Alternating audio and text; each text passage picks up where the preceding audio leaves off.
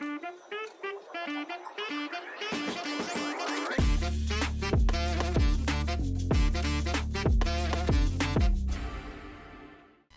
selamat pagi, siang, malam, sore semua Sobat Pukuturan TV dimanapun berada dan kapanpun menyaksikan tayangan ini.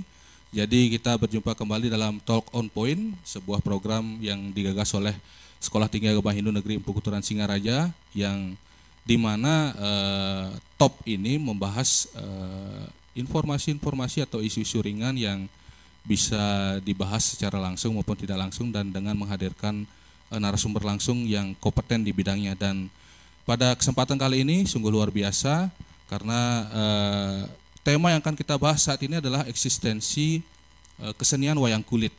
Dan di studio saat ini sudah hadir narasumber kita yang keren, ada Bapak Putu Ardiase yang merupakan akademisi Stah Negeri Pukuturan Singaraja dan juga sekaligus pelaku dari kesenian wayang kulit itu sendiri. Swastiastu Pak Jero, gimana kabarnya? Om Swastiastu, waduh Pak Jero ini jadi serem loh jadinya begitu. Bisa didiksinya diganti saja begitu. Kabar baik. Ini kok tumben nih cowok nih. Ya, mohon maaf sebelumnya Jero, mungkin mudah-mudahan Jero tidak menyesal. Karena hari ini suasananya sedikit berbeda, hostnya tidak bening lagi. Astaga, karena baru mau menyesal saya. Karena host kita itu mungkin sedang ada job di luar ya, karena mahasiswa kita itu kan juga memiliki potensi-potensi yang luar biasa. Jadi kebanggaan kita juga bersama. Nah, seperti yang sampaikan Jero, bahwa hari ini kita akan membahas seputar bagaimana sih eksistensi dari kesenian wayang kulit itu sendiri di Bali khususnya. Apalagi ini luar biasa karena saat ini kita proses rekaman baru saja tanggal 7 November Jero ya. Jadi ada perayaan Hari Wayang Nasional yang sudah ditetapkan oleh pemerintah.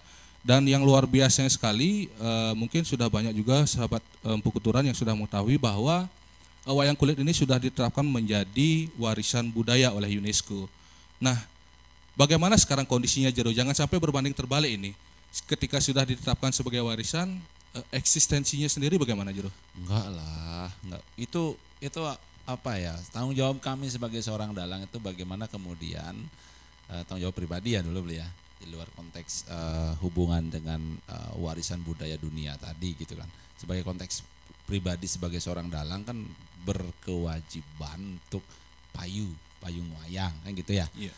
Paling tidak dunia pewayangan di Bali saat ini masih beruntung ada ritual. Masih beruntung ada ritual sehingga sampai saat ini wayang di Bali itu boleh saya katakan masih eksis di ranah ritual karena itu sebagai bentuk tindak lanjut ataupun implementasi dari Weda kita, ada namanya Weda yang memuat ajaran-ajaran Itihasa Purana yang kemudian ternyata itu berdampak positif bagi kelangsungan hidup dari wayang itu sendiri. Iya. Kan jadi selamat lah ya beliau. Gitu artinya boleh dikatakan ritual yang masih menyelamatkan Jero ya? Iya kasarannya begitu. Kami baru saja diskusi kemarin di Denpasar mendiskusikan tentang wayang juga di tanggal 7 kemarin. Diskusinya memang kita wacana yang diangkat adalah Dharma Pewayangan. Jadi kita kembali ke jati diri kita gitu sesungguhnya. Yeah. Kita melihat merefleksi keadaan wayang saat ini gitu. Banyak pengembangan yang terjadi tetapi kita ternyata banyak oknum gitu yang mungkin dianggap lupa sama kejati dirian kita terhadap Dharma Pewayangan itu sendiri. Di Dharma Pewayangan menyarankan tentang apa begitu. Jadi dari sana kemudian kita bisa melihat yang hadir di sana itu adalah banyak generasi-generasi pedalangan beli. Jadi kalau kita lihat dari seluruh peserta itu selain dosen ada mahasiswa-mahasiswa yang ngambil jurusan pedalangan ataupun siswa-siswa di SMK yang ngambil jurusan pedalangan dan itu banyak. Dari sana pun kita juga bisa lihat kalau ternyata wayang juga masih banyak dicari atau dipelajari loh. Artinya kita punya generasi yang masih tetap akan bisa menjaga keberlangsungan wayang. Nah, tapi kan diksi yang menarik nanti gimana Pak? Masyarakat merespon keberadaan kita kan gitu ya nanti. Itu yang kemudian kami juga masih tantangannya di sana sih beli. Iya.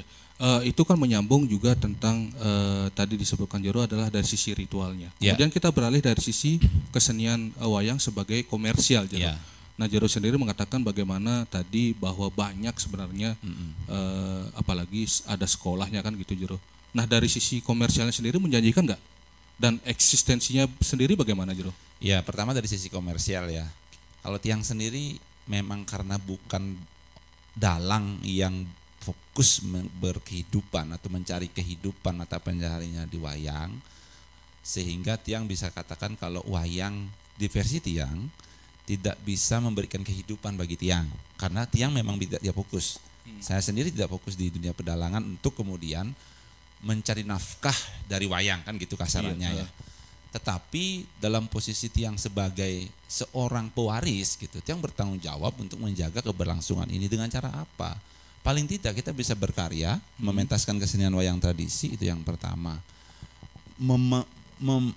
Menolong kerabat, teman, masyarakat yang notabene pingin mentasin wayang atau punya sesangi mentasin wayang, dia punya dana yang terbatas, kita bisa bantu. Kan paling tidak itu ya Bli, secara ritual. Tetapi kemudian kalau kita berbicara secara komersial atau profan lah gitu lah bicaranya, memang ini sudah jadi persoalan sejak tahun 2002 pasca Covid. Kami di dunia pedalangan khususnya Cengblong yang memantik diskusi ini, dalang Cengblong yang memantik diskusi ini, bahwa kita sekarang dominasi pedalangan Bali itu sejak 20 tahun terakhir itu didominasi oleh hanya satu dalang, namanya Dalang Wayan Nardayana, dalang Cengblong. Itu beliau langsung loh yang mengatakan, dan beliau menyadari bahwa belum ada calon dalang yang bisa menyaingi ataupun bahkan mengalahkan reputasi dalang Cengblong sampai saat ini. Standarnya terlalu tinggi dong, Jero?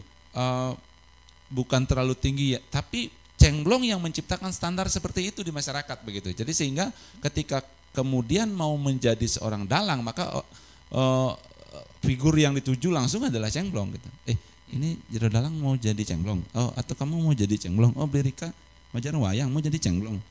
Gitu brand yang atau apa namanya, reputasinya Cengblong muncul di masyarakat seperti itu. Tetapi bagi kami adalah Cengblong memberikan warnanya tersendiri. Cengblong memberikan kehidupan terhadap wayang profan itu sendiri. Wayang dalam konteks pertunjukan murni ya. Karena dari dalam ranah komersil bagi kami 20 tahun terakhir ini adalah Cengblong sangat-sangat besar pengaruhnya terhadap komersialisasi wayang. Bukan jelek. Kami melihat bahwa Cengblong memberikan posisi, menguatkan posisi wayang sejak tahun 80-an ya Bli. Kita flashback ke tahun 80-an, puncak keemasan wayang tradisi Bali zaman itu. Muncul banyak dalang yang terkenal, dalang Raimesi, dalang Buduk, dalang Madre di Sukawati, dalang Buduk di Buduk gitu. Dalang Raimesi di Bangli, dan di Buleleng sangat banyak sekali muncul dalang. Kemudian era 85 sampai 90-an adalah dalang Wije, dalang Persib dengan wayang tantrinya gitu. Pasca itu setelah tahun 2000-an, Cengblong langsung ngebom. Setelah Cengblong mungkin di antara 2005 sampai 2010 Joblar, sampai 2015 Joblar, ada dalang Dekarbit juga gitu muncul. Ada kemudian dalang Kang Cingwi di Bangli, cucunya dalang Raimesi. Dari sana kemudian kita bisa ngelihat bahwa perkembangan wayang sejak zamannya khususnya di ranah ritual, di ranah profan, di ranah komersil, itu sangat berkembang. Dan bahkan kalau kita cermati, sesungguhnya Bali punya kreativitas yang sungguh luar biasa begitu. Tetapi ada sisi lain, dialektikanya adalah ada sebuah perdebatan antara ngerusak tradisi enggak sih gitu, ngerusak pakem enggak sih. Nanti kita mungkin bisa bicarakan tentang itu gitu. Tapi kita coba bicarakan tentang eksistensi yang komersial dulu. Sampai saat ini kemudian kita bisa ngelihat wayang komersil sesungguhnya punya warnanya tersendiri. Saya membacanya dari tahun 80-an ya Bli. Memang saya belum lahir di 80-an, tetapi saya punya rekaman-rekamannya gitu. Saya meliti wayang tahun 80-an, Raimesi, kemudian yang meliti dalang Wije di era 90-an, yang meliti juga Cengblong di era 20-an, 2000-an. Dan sekarang masih banyak sekali. Kalau Beli tahu, Bali sekarang punya wayang listrik. Beli. Wayang listrik itu go internasional. Wayang listrik itu punya Bapak Imadesidio dari Bone. Itu go internasional Beli. Dan orang Unima internasional atau komunitas wayang di internasional ngomongin wayang listrik itu dari Bali. Itu tahu mereka itu dari Bali. Sekarang Kita di Bali juga punya wayang ental, ada wayang sunar. Itu ranahnya memang pure pertunjukan murni. Iya. Tetapi dalam konteks wayang Pakaliran yang kayak seperti Cemblong, hanya Cemblong sekarang yang masih bertahan dengan YouTube-nya, dengan pertunjukan kecilnya, dengan cara dia masuk ke dunia industri rekaman dan segala macam. Itu saya masih menangkap bahwa hanya Cemblong yang masih bisa sustain di dunia industri pedalangan Bali sampai saat ini. Ya, kalau kita berbicara Cemblong dan sebagainya ini kan berbicara tentang inovasi. Ya. Tapi sebelumnya kita berbicara tentang wayang komersial ini. Nah, dari sisi Jero tadi katakan bahwasanya banyak sekali sebenarnya dalang-dalang masih muda. Sebenarnya menjanjikan nggak Jero dari sisi tanda petik untuk dijadikan sebagai nafkah ekonomi? Ya. Menjanjikan, Bli. Tiang bisa katakan itu menjanjikan kalau dia konsisten. Kalau nggak konsisten, saya yakin nggak ada yang bisa menjanjikan. Semua kayaknya semua pekerjaan kan gitu ya. Iya. Kalau nggak konsisten kan nggak bisa gitu. Contoh dalang di Buleleng ya, Bli. Iya. Kalau dalang di Buleleng, sepengetahuan saya, semoga tidak keliru gitu. Sepengetahuan saya punya teman di Buleleng itu beberapa dalang gitu teman saya. Itu dia pentas jero dalang di Buleleng itu pentas bisa minimal 15 kali. Bahkan waktu Covid dia 7 kali loh pentas. Waktu Covid 7 kali pentas wayang. Kalau misalkan musim-musim ramai sasehnya kan nganggo saseh ya. Hari baik gitu. Ketika kita berbicara pementasan wayang kan hubungannya ritual kan itu adalah hari baik. Kalau misalkan bisa seger gitu, sehat kita mentasin wayang, hampir bisa katanya 2 kali dalam sehari, 3 kali sehari itu bisa gitu. Artinya kalau misalkan pelacakan tiang itu dalang bisa pentas 35-40 kali selama 1 bulan. Artinya dalam 1 hari itu pasti ada pementasan kan gitu, rasionya kan gitu ya, Bi. Anggap deh kalau kita hitung-hitungan keuangan gitu, 1.500.000 kalau di dalam kota, Bi. 1.500.000 kalau kita berbicara ekonominya gitu kan ya. Kalikan aja deh gitu hitung-hitungannya. Itu bisa hidup loh. Kita bisa benar-benar hidup, tetapi yang jelas konteks di Buleleng saya katakan. Dalang itu semuanya menghidupi wayang dan dia hidup dari wayang gitu. Menghidupi wayang dan hidup dari wayang. Itu konteks yang tidak ada di Bali Selatan. Di Bali Selatan konteksnya wayang tradisi tidak bisa menghidupi karena ekosistemnya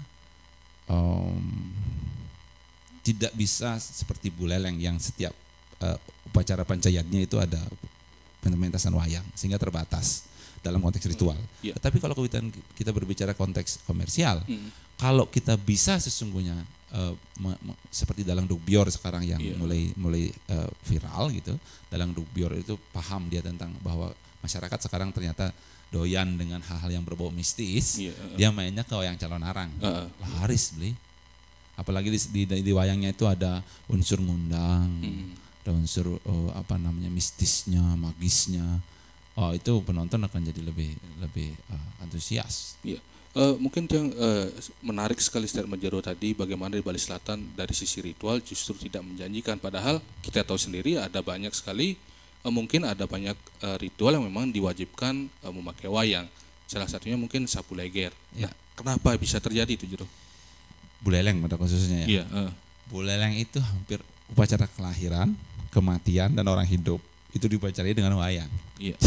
Jadi di Buleleng itu sepengetahuan saya ada beberapa desa selat dan lemukih yang sangat-sangat kental sekali. Kalau nggak ada wayang nggak dianggap selesai upacaranya. Selesai dalam artian sempurna gitu. Lengkap kan gitu. Lengkap gitu. Jadi tirte wayang, tirte siwe itu dianggap pemuput terakhir dari sebuah upacara, apalagi 3 bulanan, orang menikah, orang otona, meninggal, upacara kematian, semuanya bisa menjamin eksistensi dalang di Buleleng. Tapi syaratnya itu, 1 konsisten, yang kedua kita bisa mendapatkan reputasi yang baik dengan cara apa? Karena gini, di Buleleng itu pengetahuan si penonton itu bisa lebih banyak daripada si dalangnya, sehingga si dalang itu punya harus challenge nih, kekawinnya gimana, hafalannya, dari konten-konten yang kita bawakan dalam pertunjukan itu harus benar-benar masuk akal gitu, dan punya sumber-sumber sastranya yang jelas, sehingga penonton yang orang tua di desa-desa itu bisa percaya sama si dalang, sehingga laris kan gitu ke konsekuensi logisnya kan gitu. Berbeda dengan Bali Selatan yang kemudian upacara yang menggunakan wayang itu terbatas deh. Upacara kematian pun yang harus besar. Nggak bisa pribadi-pribadi itu kadang yang punya uang baru bisa pakai wayang gitu. Terus ngetek linggih, pecaruan yang besar seperti resigane itu bisa saja menggunakan wayang. 3 bulanan tidak seperti di Buleleng. Hanya orang-orang tertentu saja. Sehingga dan pun apresiasinya karena di Buleleng itu ya wayang yang dipentaskan wayang peteng deh. Kalau di Bali Selatan itu wayang ritual itu kan wayang lemah, dan secara pembiayaan juga tidak lebih banyak daripada yang di Buleleng, sehingga intensitasnya juga tidak selalu seling daripada di Buleleng. Itu juga menjadi penyebab bagaimana kemudian dalang-dalang tradisi di Bali Selatan tidak bisa hidup dengan hanya mengandalkan itu. Maka banyak teman-teman yang berdalangan di Bali Selatan marahnya ke Celonarang deh. Dia nggak mau ngomongin ke Celonarangnya, tapi banyak teman-teman yang berdalangan yang menyambi atau bahkan bisa saya katakan dia beralih profesi. Side job ya. Side jobnya itu di luar pedalangan. Gitu. Bisa saja dia nopeng, bisa saja dia ngigal Celonarang atau bondres dan lain sebagainya. Kalau di Bali Selatan itu yang laku. Celonarang industri yang luar biasa, bisa menghidupi. Kemudian dari sisi ritual juga Jero. Jero katakan tadi adalah konsistensi. Nah, sementara di satu sisi sebenarnya yang perlu kita pertanyakan adalah eksistensi wayang itu dari sisi pasarnya, penontonnya ada apa enggak. Nah, kemarin kebetulan ada saudara yang memang melaksanakan upacara Yadnya, Metatah dan juga 3 bulanan dan memang mengundang wayang. Tetapi yang sendiri sebagai mungkin generasi milenial yang memang masih bisa menikmati pertunjukan wayang gitu. Milenial. Biar muda dikit lah gitu. Artinya kan di sana komplain dulu beli adik-adiknya. Itu mereka tidak tahu nama-nama dalang. Begitu. Oh iya. Artinya cukup menarik ketika angkatan saya dan juga yang lebih tua mungkin masih bisa menikmati, tapi ketika di bawah saya, ketika bagaimana pertunjukannya itu mohon maaf mungkin kalau sedikit menyinggung, membosankan karena terlalu banyak jokes-jokesnya juga kurang relate dengan anak-anak muda kan gitu. Artinya jadi sekedar pelengkap saja jadinya Jero. Oke, menarik nih. Nggak apa-apa beli, maksudnya dipulgarin aja deh itu. Nggak suka, membosankan, menjenuhkan, itu nggak apa-apa, itu malah jadi kritik langsung, autokritik oleh para dalang. Karena anak-anak muda sebenarnya kalau diberikan bahasa sastra kan mungkin mereka tidak paham, tapi ketika menggunakan bahasa yang sehari-hari mungkin menjadi semakin menarik, mereka mau jadi menonton kan gitu Jero. Benar. Yang coba urutkan perkembangan wayang, eksistensi wayang dari 80 yang pahami gitu. Apalagi kalau kita membaca bukunya Sri Mulyono gitu beli ya.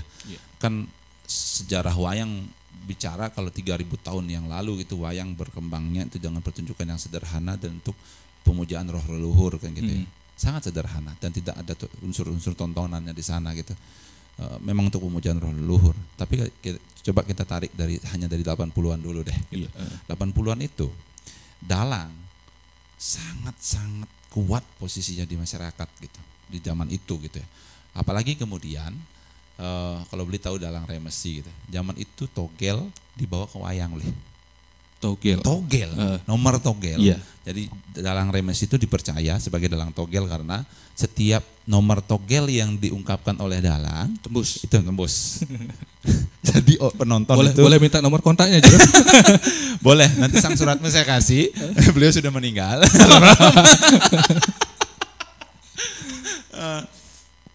Nanti ketemu sama Jogor Manik deh. Jadi beliau tuh sangat, bahkan kakek saya di Kitamani menonton wayangnya remesi itu untuk nonton nyari nomor togel beli. Artinya apa? Dalang itu dari 80 itu sudah peka sama apa yang dilakukan oleh masyarakat. Bahkan dalang zaman itu menurut De Bagus Buduk, anak dari dalang Buduk itu sendiri gitu. Bahkan beliau ajiknya itu sampai ke Tajen nih bukan hanya teman ngetajen gitu, Iya. tetapi untuk mencari apa yang dibicarakan oleh petajen-petajen itu gitu, oleh pebotoh-botoh itu. Bahkan Cheng Blong mengatakan kalau kita harus ke KP tapi sing nyewek gitu. Iya. Tapi di sana kan godaan ya, ke KP sing nyewek kan godaan. Nah, dari 80 itu kita bicara wayang udah seperti itu loh, Ble. Muncul 90 wayang tantri. Zaman itu mungkin wayang sudah mulai dilihatkan visual gerak-gerak wayangnya yang lebih juga ditonjolkan, siat-siatnya juga ditonjolkan. Apa namanya? Tutur-tuturnya juga lebih disederhanakan. Sehingga masuk di Cheng Blong bisa kentara bagaimana Cheng Blong mengemas sebuah pertunjukan. Iya. Kalau itu dipahami, maka Tiang Yak pikir tanggung jawab dalang semakin besar lagi.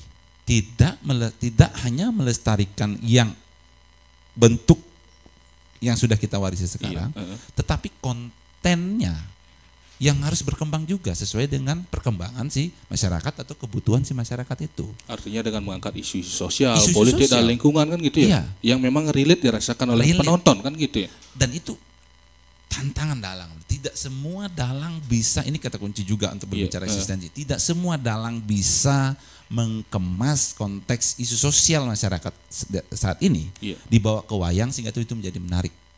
Yang sering mendengarkan Cheng Blong, yang sering mendengarkan Dalang Wije, rekaman-rekamannya beliau, yang sering mendengarkan Rai Mesi, bahkan Rai Mesi yang saya riset S1 saya itu, saya sampai berulang kali dengerin rekamannya. Dia itu luar biasa, dia sopir Bli. Dia itu menggunakan bahasa Jawa, bahasa Madura, bahasa Lombok di dalam pertunjukannya Bli. Dan itu kan jadi hal yang baru zaman 80-an loh.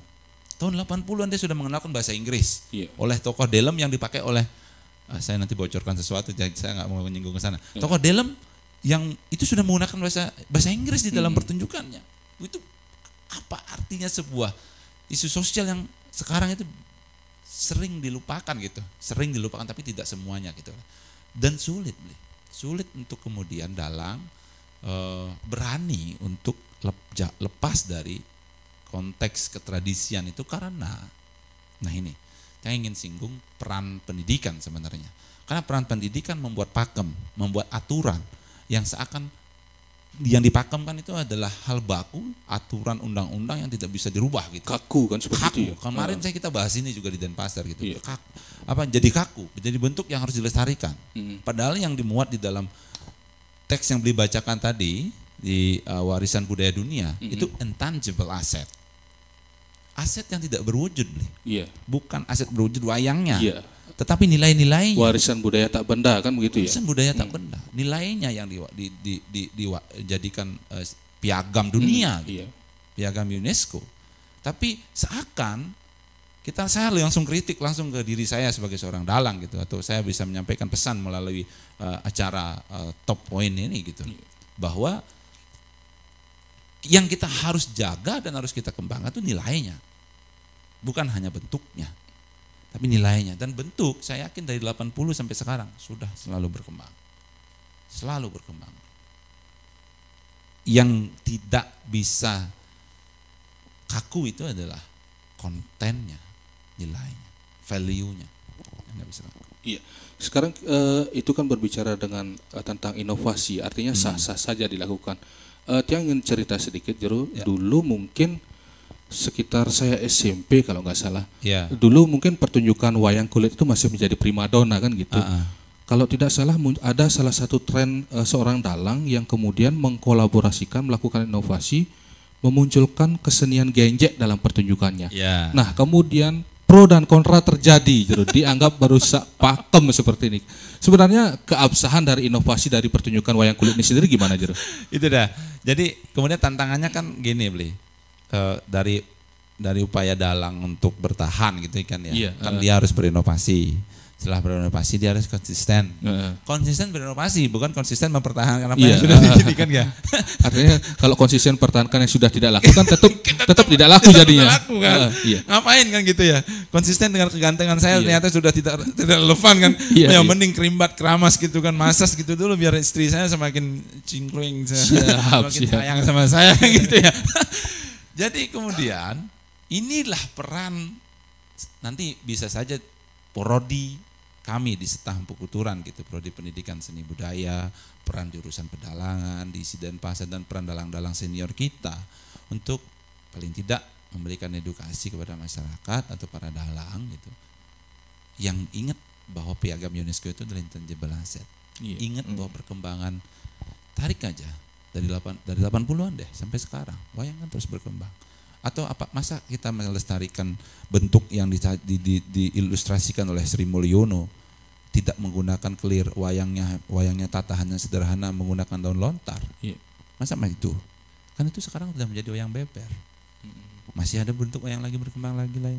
Ada bentuk-bentuk lain wayang lagi yang kemudian cocok kayak yang sekarang digunakan oleh masyarakat. Berkembang lagi.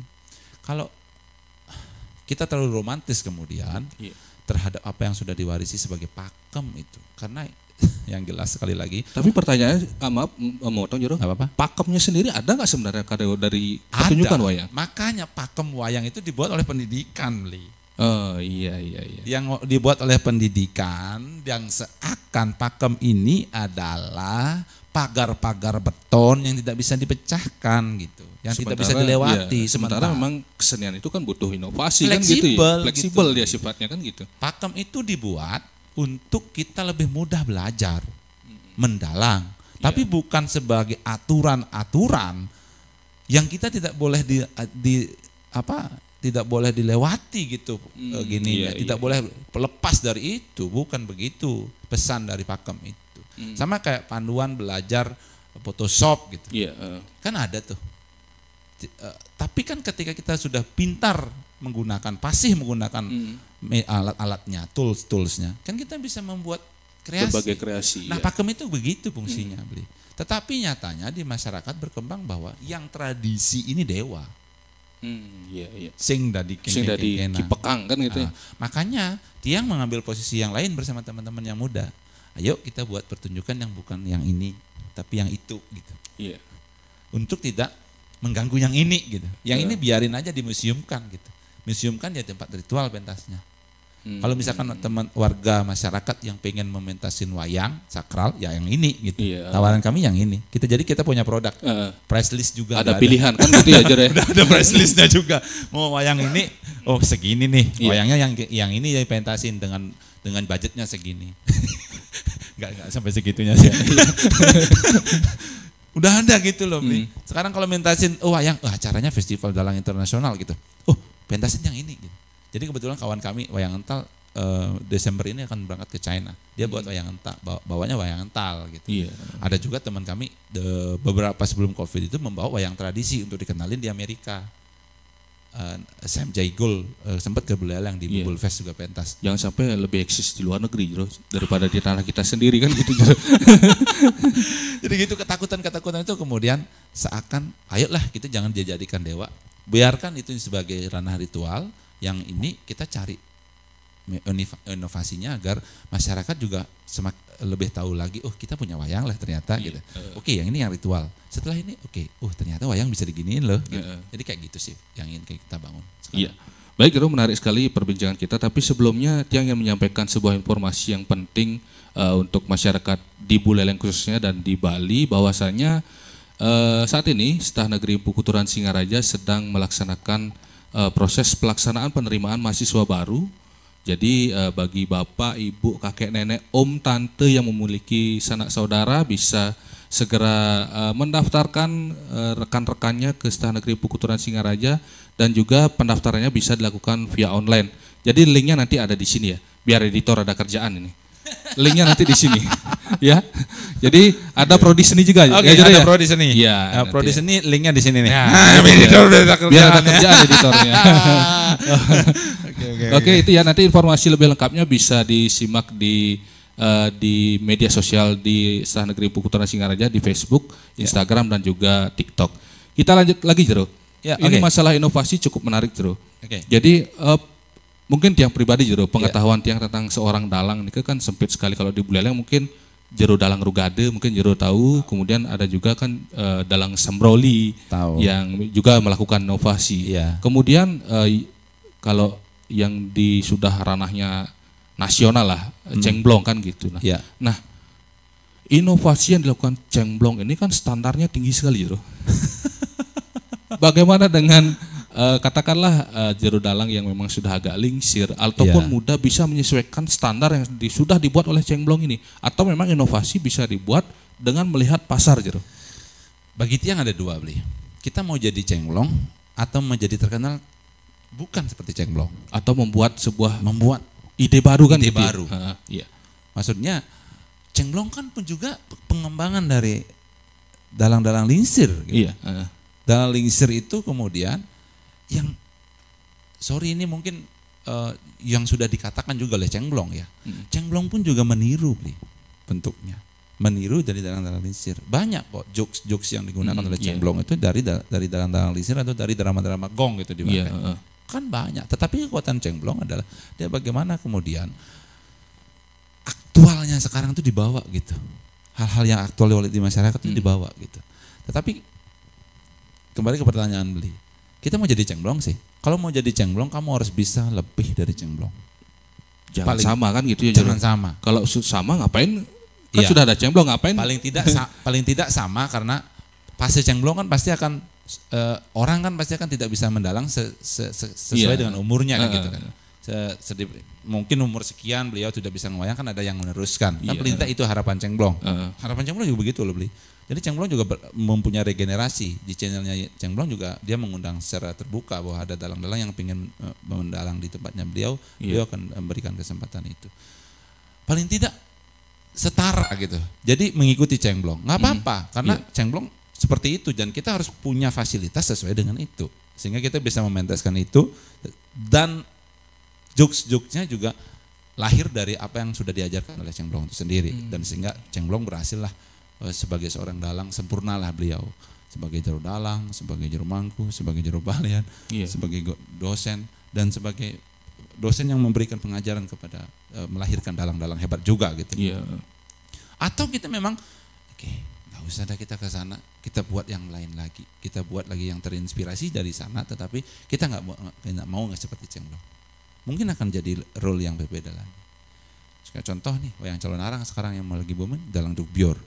Dalang Dukbior kan cermat, dia mengamati potensi pasarnya gitu. Potensi pasar sekarang kan senang yang magis, yang seram.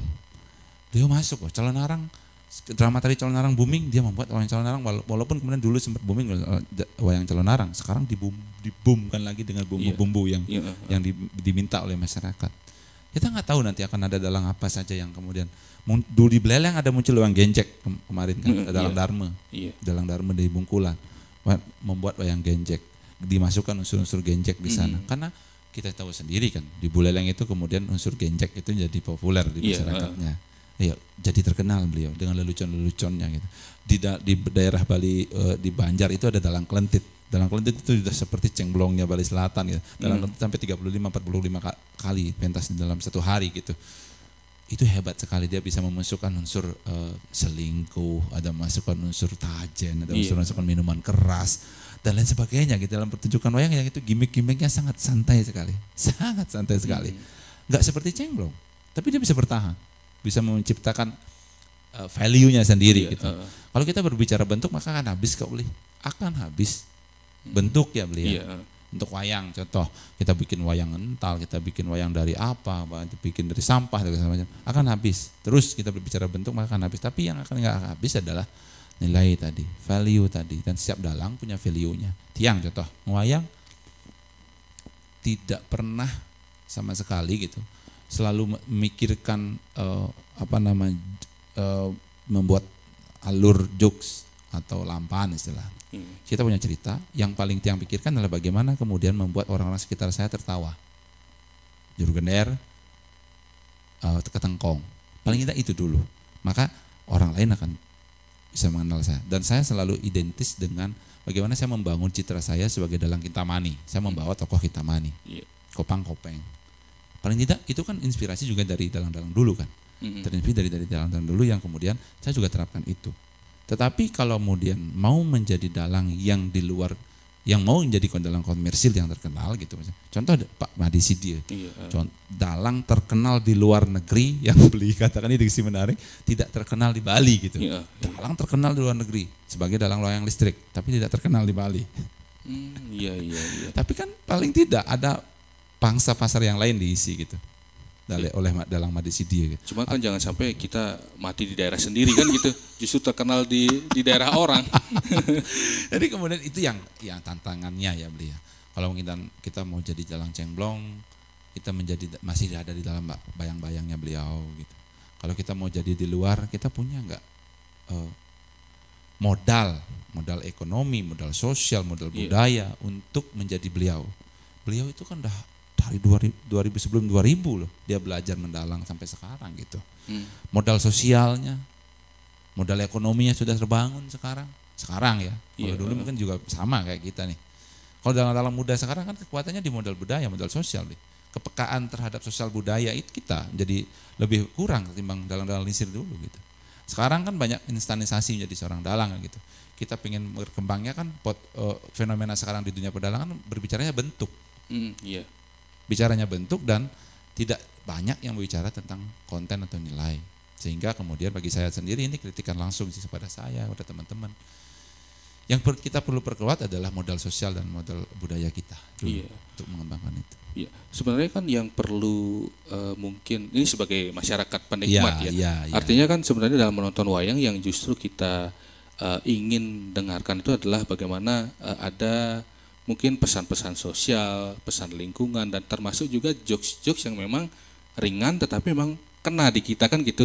Walaupun memang sebuah kewajiban ada sebuah cerita yang harus dibawakan Ramayana kan gitu. Jujur saja mungkin ini dua orang editor sama kameramen ini, kalau mereka cari wayang cemplong, saya pasti yakin cari potongan-potongan jokesnya Jero. Iya. Yang kan lucunya iya itu. Gimana kira-kira Jero? Ada nggak batasannya dalam melakukan inovasi itu Jero? Batasannya pasti ada, karena ada etika, estetika, logika, atau saya urutannya kalau logika, etika, estetika gitu. Kita kalau dalam dunia pedalangan itu yang kita jadikan acuan. Gitu. Kita mengembangkan wayang nih, kita etika pertama. Contoh nih kita mengembangin wayang kulit gitu. Dulu 2012 saya pernah mengembangin judulnya 1001 Mimpi Dalam gitu. Tetapi kita masih membawa embel-embel wayang kulit. Wayang kulit loh ini. Berbahasa Indonesia, pakaiannya seperti Goku, Sun Goku dan superhero itu. Tapi menggunakan wayang kulit itu didanai gitu oleh pusat. Pada satu ketika mau pentasin, banyak dalang yang komplain, terutama dalang-dalang yang ketradisiannya sangat romantis gitu sama ketradisiannya gitu. Bukan dalang tua loh, yang oldies katakanlah gitu ya. Bukan dalang tua, secara umur bukan tua. Oh bukan tua. Orang-orang muda atau dalang-dalang muda yang romantis terhadap tradisian itu kuat gitu loh. Artinya bangga dan kemudian pengen menjaga kan benar ya mungkin ya Mas. Mending jangan digituin wayangnya jangan digituin segala macam. Di sana ada tataran etika. Kalau etikanya ternyata mending jangan nyebutin wayang deh gitu. Mending jangan nyebutin wayang kulit gitu. Mending wayang apa, wayang fusi kayak sebutin gitu. Atau ya udah deh jangan ngomongin wayang gitu. Nah, sehingga kita enggak terpengaruh sama aturan-aturan itu. Etika. Baru kemudian logika. Kalau kita ngomongin wayang, kan banyak nih pengembangannya. Contoh kalau kita ngomongin pengembangan lelucon gitu. Batasan-batasan kita adalah kita punya cerita nih, Kita punya cerita, contohnya ceritanya adalah tentang pernikahannya Irawan gitu. Atau pernikahannya Arjuna dengan bidadari. Kita harus bangun konteks leluconnya dari cerita ini. Harus. Itu logika. Karena tidak ada sebuah wacana yang dibangun tanpa ada hubungannya dengan cerita. Jangan-jangan makanya ini konsekuensinya adalah ceritanya tempelan. Itu tidak boleh dalam dunia pedalangan. Maka cerita mau dibuatin omongannya tentang porno, tapi ada hubungannya dengan konteks itu. Konteksnya si Arjuna sebagai lelaki yang banyak disukai oleh wanita. Kan relate gitu. Sah saja sebenarnya. Kan sah saja. Ada logika tadi. Kan ada etika juga yang kemudian membatasi itu tadi gitu. Apa yang ingin kita sampaikan juga ada etika yang kemudian membatasi itu gitu. Secara pengembangan bentuk atau pengembangan rule dari sebuah leluconnya gitu kan. Kemudian ada estetika. Di dalam cengblong kalau beli pernah lihat cara cengblong menyajikan tuturnya gitu. Contoh Tualen ngomong marahin anaknya, baru anaknya ngomong. Dibantah sama anaknya, pasti dibantah. Karena sebuah perdebatan akan selalu menjadi hal yang menarik gitu. Dan itu kontekstual gitu. Perdebatan Tualen dan Merdah. Sangot dalam. Mana pernah sangot dalam itu tidak bertengkar? Tidak pernah, selalu bertengkar. Iya, selalu berbeda pendapat kan gitu. Ya? Iya. Estetika dalam membangun ruang wacana. Dalam dibantah. Itu mimpi. Itu karakter yang dibangun oleh Delem ini. Nah, Ajum hanya bisa berangan-angan, ternyatanya tidak. Sangat yang ngingetin dia gitu. Dan itu kan estetika yang dibangun. Dan itu kemudian estetika yang itu harus dipahami oleh juga kita. Saya juga harus pahami itu gitu. Iya. Di Dharma Poyangan juga mengatakan itu. Gitu. Karakter-karakter itu yang harus dipertahankan. Dan itu menjadi pedoman kita untuk mengembangkan tutur-tutur tadi. Kalau berbicara menyoal tadi yang disukain hanya lelucon, itu kan perkembangan ya. Iya. Perkembangan orang sekarang kan banyak yang cara tiang dah dituturin aja udah nggak bisa gitu. Iya. Dikasih wejangan cara jangan ini ceriki. Bang tutur itu pendekatannya, kalau istri saya bilang, kebetulan istri saya bukan kebetulan ya, istri saya itu psikologi gitu. Iya. Pendekatan sama anak sekarang itu udah enggak bisa dengan tutur gitu. Harus dengan ya udahlah kita kasih aksi ya. Benar. Aksi yang nyata gitu. Baru anak-anak tuh kayak kemudian kayaknya iya nih. Kalau tuturin sepengetahuan istri saya enggak bisa secara psikolog itu berubah karena pengaruh didikan mungkin, pengaruh masyarakat dan banyak hal lagi yang bisa berpengaruh itu. Iya. Kalau kita masih berbicara tentang inovasi, artinya di luar konteks wayang ritual ya, untuk komersial. Artinya ketika katakanlah seniman kan memiliki ego dan juga idealisme yang tinggi. Ketika mereka masih mengusung itu, mereka tidak bisa berkembang dan bisa hidup kan gitu jadinya. Idealis itu saya pikir akan muncul ketika si seniman sudah punya bargaining position. Iya. Seniman yang pemula, contohnya kayak saya Pak Tiang ini, mau ngomongin idealis ke macam apa? Iya. Kamu belum punya reputasi yang bisa membuat trust masyarakat itu kuat terhadap dirimu sendiri. Gitu. Belum punya nama besar belum juga. Belum punya nama besar juga gitu. Beda kalau nanti dalang ardiase, malang belintang, mone upahne, bengidang. Kamu mau ngomongin hal A, diikutin kok, didengerin gitu. Idealis itu sekali lagi akan muncul kalau dalang sudah punya bargaining position atau reputasi. Kalau sudah punya reputasi yang bagus, maka kita bisa ngomongin idealis. Tetapi kan kita sekarang ini kan lagi membangun ke sana ya. Kita ingin mencari yang namanya idealis kita itu kayak gimana sih? Kalau seniman nggak punya idealis nanti kan jadi kayak apa ya? Yang nggak kuat gitu kesenimanannya. Contoh kayak dalang Ki Entus Sasmono almarhum, Ki Mantep Sudarsono almarhum. Keidealisannya beliau itu kan sangat kuat sekali. Ki Entus disebut sebagai tangan setan yang bisa menghidupkan wayang gitu. Mantep disebut sebagai suara emas, Anom Suroto sebagai anom suara emas gitu. Dan luar biasa mahalnya gitu. Keren. Dan nama besar itu pantas idealis kan gitu Jer. Pantas karena udah besar namanya. Kalau kita sekarang bukan sih meremehkan ya, tetapi kita fasenya kan sekarang lagi fase yang meniru tuh. ATM. Amati, tiru, modifikasi. Baru kemudian kita akan menemukan dari modifikasi, ini kayak gaya nih ragu, nih gitu. Tiang kan masih fase meniru sekarang Fase Tiang umur 30 ini masih meniru dan mulai sekarang kayak Tiang, kalau arti pentas wayang itu kayak harus kayak gini nih. Bertahan coba deh dalam sekian tahun gitu. Mampu nggak eksis? Mampu nggak bertahan? Kalau nggak bertahan selama 5 tahun, ternyata Ardi di tahun ke-3 sudah nggak ada yang ngupah gitu. Alih nonton Lenal gitu. Kan harus begitu kan. Kalau nggak begitu kan, tentang idealis itu. Jadi dari kecil kita dari SMP, SD sampai udah S1 gitu kita bangun idealis yang kuat. Oke, kalau kita sudah punya modal uang untuk membangun diri kita sendiri. Karena kita udah punya modal uang yang tidak bergantungan kepada kita mau laku atau tidak, ya udahlah kita yang penting berkarya, kan beda lagi toh. Kalau yang penting kita ngewayang, mau ngomongin apa udah terserah, tapi kan kita nggak berpengaruh sama penonton. Kita kan udah punya uang untuk menghidupi diri kita sendiri, bukan hidup dari wayang. Ya boleh, nggak salah idealisme itu dari kecil. Tapi ya pas dalang yang kemudian seperti Tiang ini, idealisnya belum bisa diperkuat, belum bisa kaku lah. Gitu. Artinya mengikuti industri aja dulu Jero ya. Apa yang laku kita dulu ikuti kan gitu jadinya. Iya, kami punya istilah mungkin kalau masih ada waktu gitu, ada istilah alternatif, kesenian heritage, alternatif populer. Heritage ini yang tadi tuh, wayang yang tidak bisa kita, bahkan udahlah taruh di sebagai warisan, taruhnya di museumnya heritage itu, kalau nggak di upacara ritual jadi PKB gitu dibatasin. Ya kan gitu. Ada alternatif ini kesenian yang idealis, kesenian populer, kesenian yang mengikuti pasarnya. Maksudnya, jadi aku berkembang di TikTok gitu, ngai wayang di TikTok, misalkan gitu. Kan itu populer, ingin populer gitu. Memasukkan unsur-unsur apa? Jangan di wayang itu jangan dangdut gitu.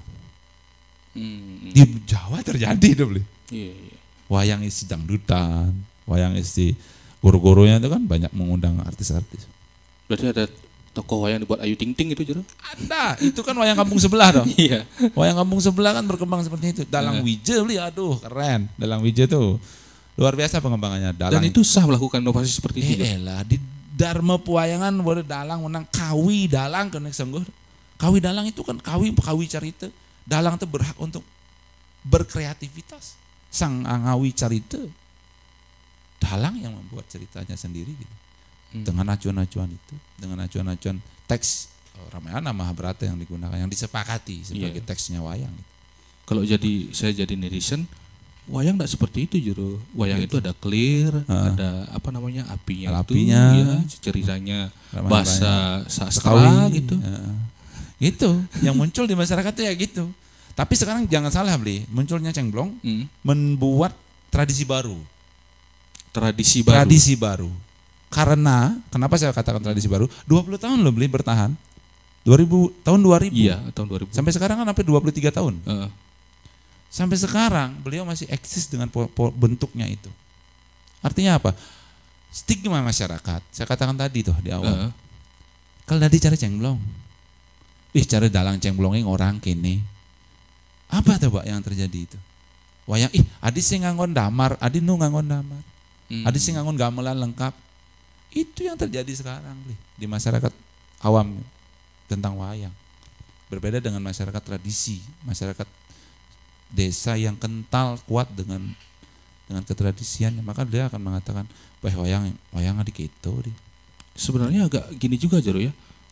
Tradisi itu apa sih yang dimaksud dengan tradisi? Apakah yang dulu-dulu tetap ada sekarang atau kesenian yang dulu sudah ada, yang penting sekarang masih eksis walaupun dengan inovasi yang baru kan gitu. Kadang-kadang tradisinya agak bahasa yang menjebak juga kan gitu. Iya kan. Dianggap tradisi juga kuno kadang-kadang. Seperti itu juga tradisi. Tradisi kan sebuah perilaku yang dilakukan secara terus menerus kan. Artinya boleh saja ada perkembangan kan gitu. Iya, jelas itu beli. Karena contoh dia kemudian Mario itu 1928 populer biar duduk. Iya. Itu dulu disebut kontemporer loh beli. Karena nggak ada yang seniman ngigelin kendang, ngigelin gending. Itu zaman Bali tuh nggak ada. Yang ada tuh tari ada gamelan, ngai gending igel nih, mari igelang bareng-bareng gitu. Itu kan ketika sudah dilakukan berulang-ulang terus sampai sekarang kan jadi tradisi itu. Tapi pengembangan tadi juga tidak salah kok. Ketika baru mengembangin tari kontemporer kok nggak disebut sebagai merusak tradisi kak di wayang. Kok jadi wayang tuh seakan jadi salah gitu baru mengembangin gitu loh. Maksudnya ini di ranah yang oknum ya beli, bukan semuanya. Kalau beli ke isi akan melihat banyak pengembangan wayang kok gitu. Cengblong juga lahir di isi, besar nama dengan lakon Situ Banda Punggelnya kan juga direkam diisi gitu oleh diminta oleh industri rekaman, salah satu industri rekaman, dan banyak. Jay Karbit juga lahir diisi, Joblar juga lahir diisi, Dalang Kang Cingwi juga lahir diisi, saya juga lahir diisi dengan berbagai macam pengembangan. Saya juga membuat wayang teater Pekeliran, pentasnya di Jakarta di Grand Indonesia Mall yang nggak ada kenal wayang gitu. Iya. Kita pentasin wayang tapi ya bahasanya bahasa Indonesia, menggunakan hal unsur-unsur yang gimmick-gimmick yang dekat dengan masyarakat Jakarta. Artinya kan menyesuaikan juga dengan penontonnya kan gitu. Pentasnya kemudian 2019 saya di International Binal Puppet Festival, saya juga harus menyesuaikan karena pentasnya di kampung Krepek di Jogja, Bantul. Kita juga harus menyesuaikan di sana. Kita kenalkan ketradisian yang kuat karena masyarakatnya tradisi. Kalau di Jakarta nggak bisa. Mentor langsung loh yang ngomong, diingat dong kamu pentasnya itu di Jakarta. Di Jakarta itu orang-orang yang datang ke sana itu bukan untuk menonton kesenian, tetapi orang-orang yang ke mall kebetulan mampir ke tempat pentas kamu gitu. Bayangkan. Bagaimana supaya itu bisa menarik perhatian kan gitu. Bisa menarik perhatian mereka gitu. Kan jadi challenge lah. Yeah. Kan tidak hanya melestarikan yang bentuk yang dipakemkan jadi heritage tadi, kita kan punya hal-hal yang populer atau yang alternatif. Tadi 3 hal itu yang jadi kita kunci bagi saya. Iya. Mungkin dari apa yang disampaikan Jero tadi, pertanyaan sekarang adalah masih ada pasarnya, peminatnya dan penontonnya enggak Jero untuk wayang ini sendiri? Komang kapan terakhir kali nonton wayang Mang secara langsung? Oh masih ada ya? Masih ada. Laura? Sudah lama. Gimana Jero kira-kira Jero? Masih ada enggak? Masih. Saya yakin optimis masih. Ya? Saya optimis karena sekali lagi tergantung bagaimana kemudian kita ngemas wayang itu ya Bli. Kalau kita ngemas wayangnya, maksud saya adalah konteksnya adalah tradisi tadi, yang heritage tadi, yang menonton adalah yang lahang gae. Iya. Minimal ada penontonnya lah kan gitu. Pasti ada penontonnya. Beberapa waktu bulan yang lalu yang wayang terakhir di sini terakhirnya yang wayang di Karangasem di Manggis. Itu upacaranya besar, yang wayang di sana ternyata masyarakatnya udah sepi. Ketika tiang mulai ternyata udah mulai rame penontonnya. Iya. Ada ibu-ibu, ada anak-anak juga yang nonton. Ketika tiang membawa jokes-jokes yang kemudian berhubungan dengan bantuan sosial, ibu-ibunya yang tertawa. Iya. Ketika tiang membawa jokes tentang Mobile Legends, tentang mabar, anak-anaknya yang tawa. Pok jero ya gitu kan. Ternyata anak-anaknya yang tertawa. Ketika tiang bawa jokes, ada anak-anak bapak-bapak di depan saya main ceki. Ya udah Delem harus main ceki juga dong. Biar bapak-bapak yang main ceki itu juga terlibat dalam pertunjukan saya. Nggak mau dong dia hanya menonton tidak menonton rel tega banget sih bapak itu ada wayang dia main ceki. Nggak mau dong, saya gimana caranya melibatkan mereka. Ya udah saya ajak aja mereka. Terus semuanya saya undang untuk menggenjekan. Kopang dan Kopeng ini, Kopengnya sini ngerokok sampai ke belakang penontonnya gitu. Itu kan hal yang kemudian saya yakin penontonnya masih ada, tergantung Dalang bagaimana melibatkan si penonton itu dalam pertunjukannya. Iya. Dengan lelucon kayak dengan apapun kemampuan Dalang yang Dalang punya. Hiburan kan tidak hanya lelucon. Iya. Ya kan? Dan itu saya yakin punya pangsanya, punya pasarnya sendiri. Iya. Dari tadi kan apa yang dilakukan lebih banyak Jarum menceritakan apa yang sudah dilakukan oleh pelakunya Jero, Dalang. Nah sekarang pemerintah bagaimana Jero untuk mempertahankan eksistensi ini dari pengamatan Jero sendiri sebagai seorang pelaku? Boleh nggak langsung ngomong? Ya, kita terang-terangan aja lah. Ini buka-bukaan. Iya demokrasi ini demokrasi. Nanti takutnya abis ini ditutup acaranya. Aman. Backingan kita kuat. Oh kuat ya. Astaga. Bli, bicara wayang Bli ya. Saya langsung kritik pemerintah Buleleng. Tidak ada data jumlah dalang di Dinas Kebudayaan. Silakan tanya saja nanti Dinas Kebudayaan. Itu satu. Yang kedua, saya heran. Tari tabuh sudah terkenal sekali di Buleleng. Itu dibuatin Jumat menari. Bayangkan. Tidak ada satupun program inisiasi terhadap dalang. Iya. Tidak ada satupun. Beli tahu kondisi lukisan wayang di Naga Sepe sekarang. Iya. Apalagi salah satu pelakunya kan baru saja meninggal. Yang sedang populernya, Patut Santoso. Iya. Yang meneliti beliau 2021. miris beli. Ya mungkin oke lah Pak Susanto punya banyak teman perupa besar yang bisa mengajak beliau pameran-pameran gitu. Atau mungkin kebetulan saja daerah punya kesempatan untuk mengundang beliau untuk ngasih workshop untuk apa gitu. Tapi kan sudah ada ya, paling tidak itu sudah ada. Tetapi dalam konteks yang besar gitu, di Jawa itu beliau, jangan salut di Jawa. Desa sampai kabupaten, acara-acara pemerintah ngundang wayang. Karena mereka tahu Belanda masuk ke Indonesia dengan wayang. Raja-raja kita itu kuatnya dengan wayang. Sekali lagi, Belanda menggunakan wayang untuk masuk ke kita. Muslim. Dulu, ini cerita teman-teman saya di Muslim. Tiket nonton wayang itu adalah, kamu mau nonton wayang? Boleh, tapi kamu harus masuknya tuh dengan mengucapkan kalimat syahadat. Jadi ceritanya begini, dia datang pamitan sama orang tuanya itu mengucapkan Om Santi. Datang dari tempat wayang itu, Assalamualaikum. Ini bukan jelek ya, bukan dalam ranah saya tidak setuju. Saya sangat tidak ingin ngomongin agama, tetapi begitu kuatnya posisi wayang. Hanya untuk menyaksikan wayang itu kan gitu. Karena budaya kita tuh kental sekali dengan budaya bertutur. Budaya bertutur itu menjadi kuat. Karena dengan bertutur itu kemudian dia merefleksi kehidupannya dia, merefleksi nilai pengalaman estetis yang pernah dia lakukan kan, hanya dengan melalui bertutur tadi. Hanya dengan bertutur. Coba bayangkan kita bisa tidur dengan mendengarkan podcast orang bertutur. Kan gitu kekuatan wayang kan ya. Itu satu. Yang kedua, PKB begitu besar acaranya 1 bulan penuh, wayang hanya 1. Wayang hanya 1. Bali loh. Kemarin tiang ke Jakarta membawa pementasan wayang dalam rangka festival dalang anak nasional beli. Kami dibantu oleh para dalang. Tidak ada bantuan dari pemerintah. Kami berangkat. Kami biaya tiket dari para dalang itu. Kami jualan baju. Kami ingin membuktikan bahwa para dalang konsisten. Bisa kan gitu. Bisa. Kami bisa hidup. Kami akan menghidupi diri kami sendiri. Itu bahasa kami untuk meyakinkan teman-teman adik-adik yang akan berangkat umur 12 tahun. Umur 15 tahun. Sudah akan jadi dalang. Hebat sekali dalang kita tuh beli. Namanya Dodi dari Karangasem. Keren. Kami positif, saya waktu itu meyakinkan teman-teman, ayo kita berangkat. Percaya sama tiang, kalau percaya ayo kita berangkat. Dan akhirnya bisa kita berangkat, bahkan naik pesawat loh beli.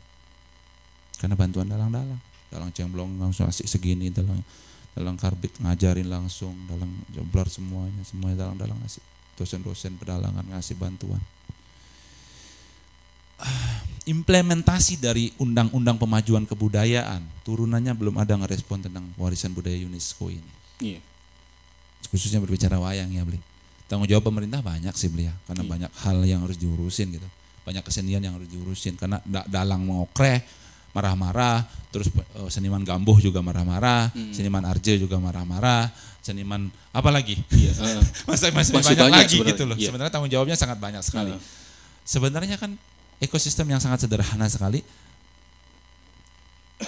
Ritual ini sudah terjaga, itu tanpa bantuan pemerintah sudah jalan. Itu satu. Yang kedua, Pak Profesor Dibia pernah mengatakan kepada kami, aktivasi program-program pemerintah dengan mementaskan kesenian-kesenian yang sudah menjadi warisan budaya dunia. Contoh acara pemerintah, mana ada konsisten pemerintah seperti di Jawa, atau polisi dari Polri dan tentara, konsisten mereka beli setiap acara-acaranya mereka itu mementaskan wayang. Yang ikut grup komunitas dalang se-Indonesia dan itu sangat aktif. Kami miris di Bali. Ya lah ritual gitu ya, masih bertahan dengan konsistensi ritual itu sendiri. Tapi ya dalam konteks wayang sebagai komersialisasi tadi, kami perlu banyak bantuan dari orang yang punya value, punya modal ekonomi untuk membantu menghidupkan kembali wayang sebagai tontonan yang benar-benar bisa memberikan pengaruh besar terhadap penontonnya itu sendiri gitu. Kalau hanya di ritual kan yang nonton terbatas. Tapi yang jelas itu prosesnya kan panjang. Sebenarnya kalau berbicara tentang bagaimana mempertahankan seni, tradisi dan budaya, perhatian dari pemerintah itu selama ini kan apa ya, boleh dikatakan yang sudah akan benar-benar bertahan itu yang full. Itu faktanya Jero. Bagaimana sebenarnya selama ini ada pementasan apapun kesenian gong kepiar. Iya. Padahal tanpa disupport pemerintah pun mereka akan tetap hidup. Seharusnya anggaran ini kan bisa dialihkan untuk ke arah kesenian-kesenian memang yang sudah tidak bisa sustain kan? Iya, yang sudah tidak bisa hidup lagi, katakanlah seperti itu. Janganlah mengatakan bagaimana memprogramkan untuk meregenerasi dalang. Ya. Minimal siapkanlah panggung untuk para dalang kan gitu Juro ya. Stimulasinya Iya, kan gitu Juro. Ya, kalau kita mengacu pada dana Indonesiana Iya. di nasional itu ada dana Indonesiana, fasilitasi bidang kebudayaan gitu. Jadi itu dananya dari 25 juta sampai 1 miliar ada gitu, akses itu. Dan nyata-nyatanya kemudian yang pertama masalahnya adalah kita senimannya, pelaku-pelaku budayanya jarang yang peka terhadap sumber itu. Iya. Sumber dana itu. Itu satu. Yang kedua, Dinas Kebudayaan sebagai turunan dari Kementerian Kementerian Dalam Negeri kan Kemendikbud yang ngelolanya, turunnya kan pasti ke Dinas Kebudayaan menyampaikan itu. Tapi dia nggak tahu di Buleleng sampainya di mana dana Indonesiana ini. Karena itu ada dana untuk pemanfaatan ruang publik, dana inovasi, dana karya inovasi, dana untuk fasilitasi bidang kebudayaan, dana bantuan beasiswa kepada seniman, banyak lagi dananya gitu. Dan itu kalau bisa diakses untuk alasannya adalah ini, contoh Wayang Wong, Tejekule. Untuk pementasan misalkan di sana. Paling tidak stimulasi, promosi untuk mengenalkan kan belia. Karena mereka lakunya tidak hanya dari bantuan pemerintah. Iya kan, nggak mungkin mereka bisa bertahan hidup gara-gara bantuan pemerintah aja kan gitu ya. Karena masyarakat yang menghidupi, benar nggak dia? Iya. Karena masyarakat yang menghidupi. Dan maka kemudian ingatan terhadap itulah yang dirawat oleh pemerintah. Ingatan masyarakat terhadap warisan itulah yang dirawat dengan cara menghadirkan dengan dalam ruang-ruang publik. Tidak membayar senimannya kan, nggak mungkin senimannya bisa dibayar semua kan dengan dana yang terbatas kan. Paling tidak itu, yang nyatanya kemudian PKB hanya mentasin satu wayang dan itu tempatnya juga nggak representatif. Iya, mantong di pojok itu, bukan di panggung utama tapi di pojok sekali.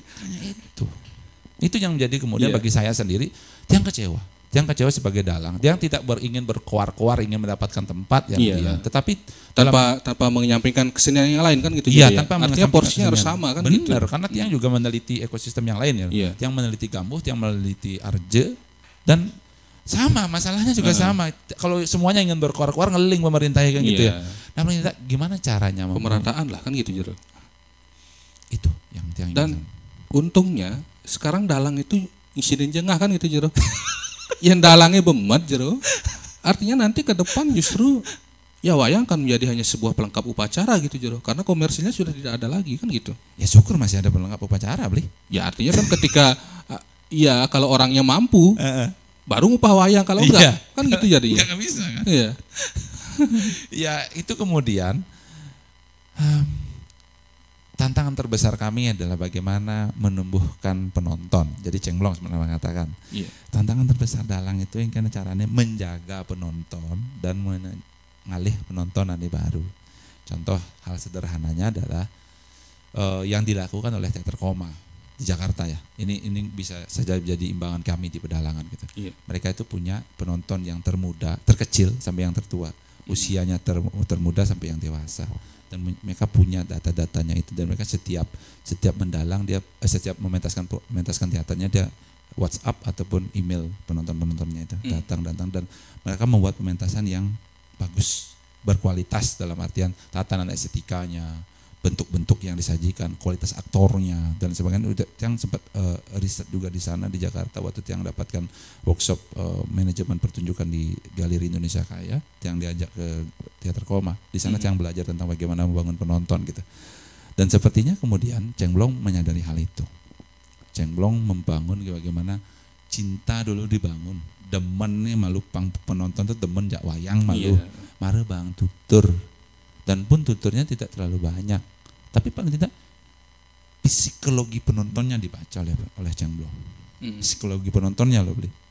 Karena penonton dominasi Cheng Blong kan dominasi orang muda. Iya. Dominasi orang muda yang menonton. Kalau itu dikasih tutur, oh anasirat today penonton. Iya. Beda dengan iraget tuh ngoyang di desa lu oke contohnya. Iya. Penontonnya kan lenak lingsir, jak sekenang dia makidung. Kalau tetek penontonnya balik gitu. Itu raga harus memahami kebutuhan dari masyarakatnya, memahami dari kebutuhan dari perubahan sosial masyarakatnya, itu yang kemudian menjadi tantangan kami gitu untuk membangun penonton, untuk menjaga merawat penonton ini dengan karya yang berkualitas. Karena banyak sekali juga yang tidak menyalahkan pemerintah lagi dalam fase ini, juga yang ingin berkaca lagi, membaca ulang kemampuan dalang yang kemudian mementaskan wayang mungkin hanya sekedar gitu. Iya. Yang juga pernah mementaskan wayang yang menurut yang hancur kok beli.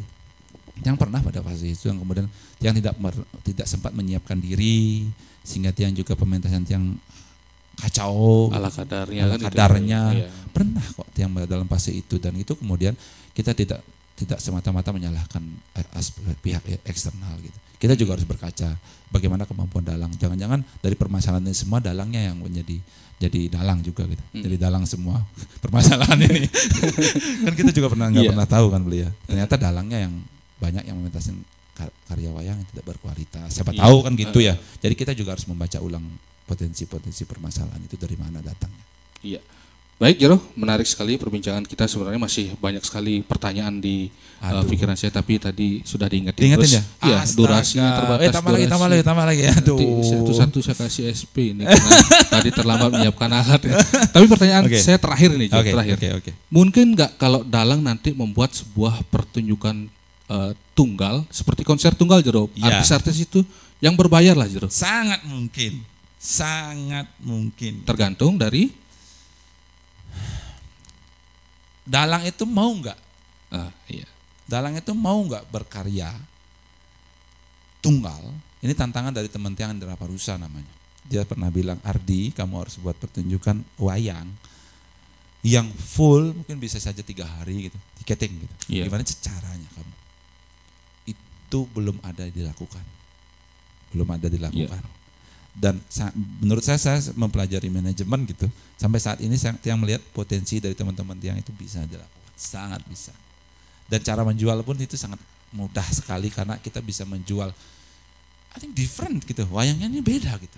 Maksudnya dalam konteks itu saya yakin apa yang saya ngomongkan di teater koma tadi itu bisa jadi role untuk kita tarik untuk menjadi pertunjukan wayang yang spektakuler dalam artian yang bisa kita jual tiketnya gitu. Iya. Bisa, sangat bisa sekali. Iya. Kita tunggu Jero.